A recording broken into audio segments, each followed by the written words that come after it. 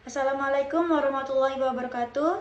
Perkenalkan, nama saya Syalsa Nurhidayati dengan NIM 212410004 dari Prodi Pendidikan Matematika kelas A pagi. Di sini saya akan menjelaskan tentang materi Pedoman Umum Ejaan Bahasa Indonesia, mata kuliah Bahasa Indonesia dan Karya Ilmiah. Dosen pengampu Bapak Akis Yuliansah, Sarjana Pendidikan, Magister Pendidikan. Dalam video ini saya akan menjelaskan tentang apakah pengertian dari Pedoman Umum Ejaan Bahasa Indonesia atau PUEBI. Yang kedua, apa saja ruang lingkup dari PUEBI.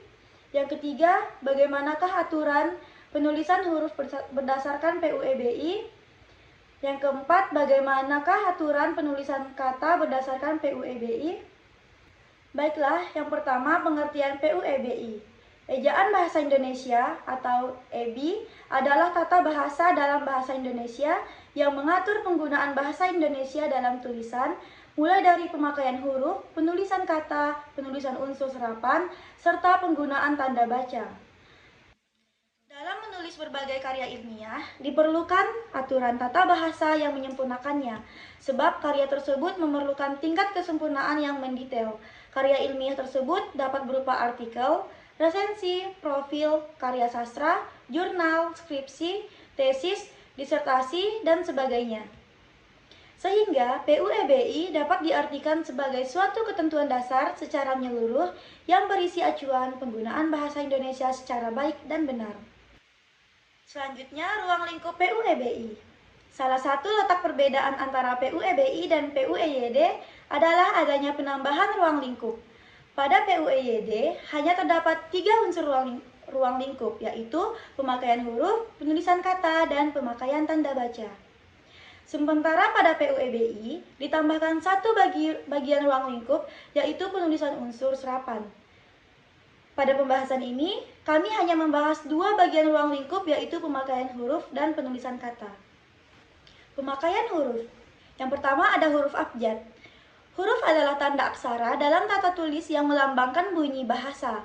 Sementara abjad merupakan kumpulan atau sistem aksara itu sendiri berdasarkan urutan yang umum dan baku dalam bahasa tertentu. Ejaan bahasa Indonesia terdiri dari 26 huruf abjad, yaitu ada A, B, C, D, E, F, G, H, I, J, K, L, M, N, O, P, Q, R, S, T, U, V, W, X, Y, dan Z. Yang kedua, huruf vokal. Huruf vokal merupakan huruf yang pelafalan bunyinya dihasilkan oleh arus udara yang tidak mengalami rintangan dan kualitasnya. Ditentukan oleh 3 faktor tinggi rendahnya posisi lidah, bagian lidah yang dinaikkan, dan bentuk bibir pada pembentukan vokal itu. Huruf-huruf vokal pada bahasa Indonesia terdiri dari 5 huruf, yaitu A, E, I, O, dan U. Yang ketiga, huruf konsonan. Huruf konsonan adalah huruf yang pelafalan bunyinya dihasilkan dengan menghambat aliran udara pada salah satu tempat di saluran suatu di atas glotis. Pada pelafalan konsonan ada 3 faktor yang terlibat. Yang pertama, keadaan pita suara, penyentuhan atau pendekatan berbagai alat ucap, dan cara alat ucap itu bersentuhan atau berdekatan, menurut Alwi et al. 2008.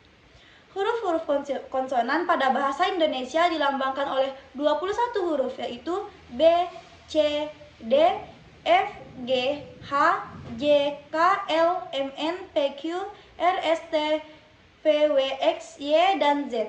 Selanjutnya, huruf diftong.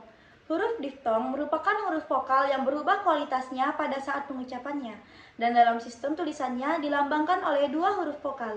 Kedua huruf vokal tersebut tidak dapat dipisahkan karena tergolong dalam satu kata. Diftong berbeda dengan deretan vokal oleh Alwi et al. 2008, karena setiap huruf vokal pada deretan vokal mendapat hembusan yang sama atau hampir sama, dan kedua huruf vokal tersebut berada dalam 2 suku kata yang berbeda. Contoh huruf diftong dalam bahasa Indonesia adalah AI, AU, EI, dan OI. Selanjutnya kita akan membahas tentang pemakaian huruf. Yang pertama ada huruf kapital. Huruf kapital dipakai sebagai huruf pertama awal kalimat. Yang kedua ada huruf miring. Huruf miring merupakan huruf yang letaknya miring, tetapi tidak sama dengan tulisan tangan pada kursif. Yang ketiga, huruf tebal. Huruf tebal adalah huruf yang dicetak tebal atau fat. Selanjutnya penulisan kata pada kata dasar. Kata adalah satuan unit terkecil dari bahasa yang dapat berdiri sendiri dan tersusun dari morfem tunggal. Kata merupakan perwujudan kesatuan perasaan dan pikiran yang digunakan dalam berbahasa, baik diucapkan maupun dituliskan. Kata dasar dapat diartikan sebagai suatu kata yang menjadi dasar bentukan kata yang lebih besar dan bahkan menjadi kata tersebut memiliki makna yang berbeda. Selanjutnya, kata berimbuhan.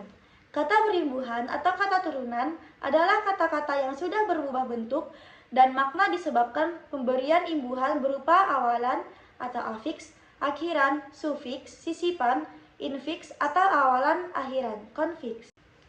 Selanjutnya, penulisan kata pada bentuk ulang. Bentuk ulang adalah kata dasar yang mengalami pengulangan atau reduplikasi hingga membentuk makna yang berbeda. Oleh Mortiani et al. 2016. Bentuk ulang ditulis dengan menggunakan tanda hubung di antar unsur-unsurnya. Contohnya seperti laki-laki. Baiklah, selanjutnya adalah kesimpulan.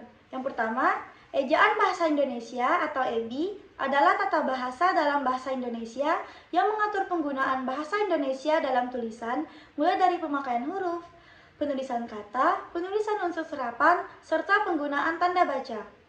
Yang kedua, ruang lingkup PUEBI adalah pemakaian huruf, penulisan kata, pemakaian tanda baca, dan penulisan unsur serapan. Yang ketiga adalah tanda aksara dalam tata tulisan yang melambangkan bunyi bahasa. Pemakaian huruf yang diatur dalam PUEBI antara lain huruf abjad, huruf vokal, huruf konsonan, huruf diftong, gabungan huruf konsonan, huruf kapital, huruf miring, dan huruf tebal. Yang terakhir, kata adalah satuan unit terkecil dari bahasa yang dapat berdiri sendiri dan tersusun dari morfem tunggal. Kata merupakan perwujudan kesatuan perasaan dan pikiran yang digunakan dalam berbahasa, baik diucapkan maupun dituliskan. Pedoman penulisan kata yang diatur oleh PUEBI adalah kata dasar, kata berimbuhan, bentuk ulang, dan lain-lain. Baiklah, sekian penjelasan dari saya. Kurang dan lebihnya saya mohon maaf. Wassalamualaikum warahmatullahi wabarakatuh.